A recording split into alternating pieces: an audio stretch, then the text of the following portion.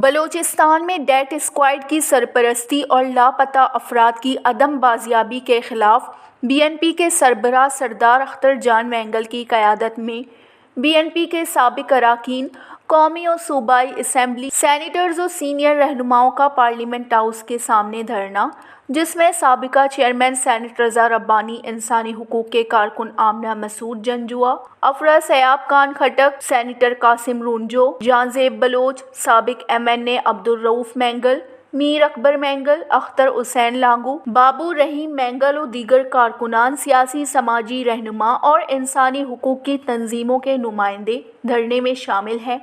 مظاہرین نے جبری گمشدگیوں کے خلاف احتجاج کرتے ہوئے لاپتہ افراد کی بازیابی کا مطالبہ کیا۔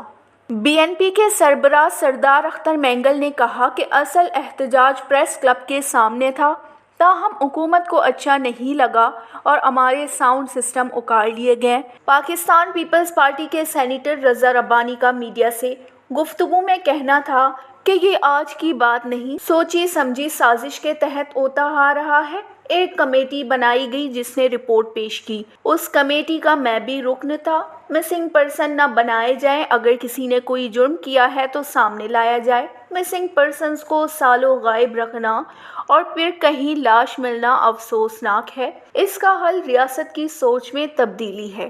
جماعت اسلامی کے سینیٹر مشتاق احمد کا اس موقع پر کہنا تھا کہ جماعت اسلامی کی جانب سے اختر مینگل سے اظہار یکجہتی کرنے آیا ہوں اور امن، آئینی اور قانونی جدوجہد میں جماعت اسلامی ان کے ساتھ ہے۔ ہم نے سینیٹ میں لاپتہ افراد کا معاملہ اٹھایا، جبری گمشدہ افراد کو بازیاب کرایا جائے۔ وش نیوز، اسلام آباد۔